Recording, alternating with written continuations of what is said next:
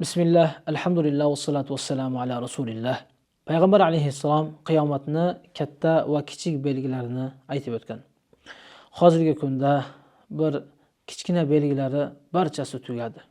Ya'ni olimlarimiz aytadi, faqatgina katta belgilari qoldi deydi.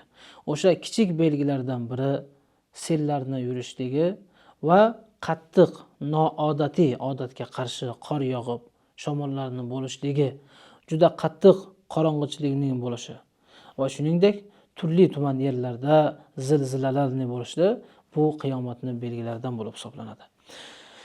Aytmoqchi bo'lgan narsamiz shuki, yaqin kunlarda ko'p yerlarda sellar yuryapti va turli yerlarda odamlarning qilayotgan ekinlariga ziyonlar yetyapti. Buni ikkita sababi bor. Birinchisi, albatta biz aytishimiz mumkin, qiyomat yaqinlashdi. Ha, albatta qiyomat yaqinlashgan. Payg'ambar alayhissalom aytadi: "Ana was-sa'atu kahatayni." Men bilan qiyomatni yaqinligi shu ikki barmoqni oraligichalik. Ya'ni ikki barmoq qanchalik yaqin bo'lsa, payg'ambarimiz bilan qiyomatni oraligi shunchalik. Lekin azizlar, qiyomatni belgisi deb o'tirishlik bu yaxshi narsa emas. Biz birinchi o'zimizni isloh qilishimiz kerak. Payg'ambarimiz sollallohu alayhi vasallamga shunday bir holatlar kelgan vaqtlarida nima qilardilar?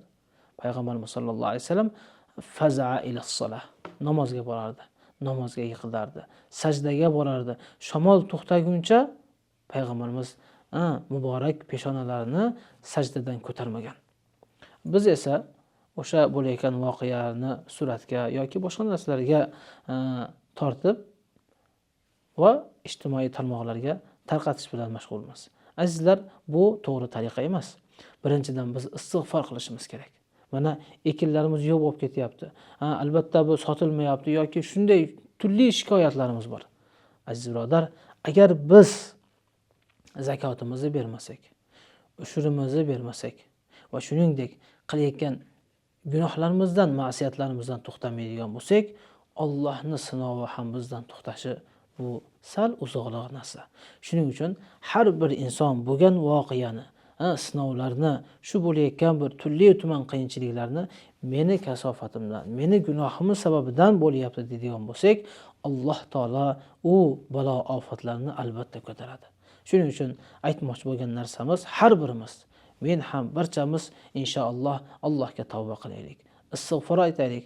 Shoyat Alloh bizni ustimizda kelayotgan turli balo ofatlarni, sinovlarni ko'tarib yuborsa.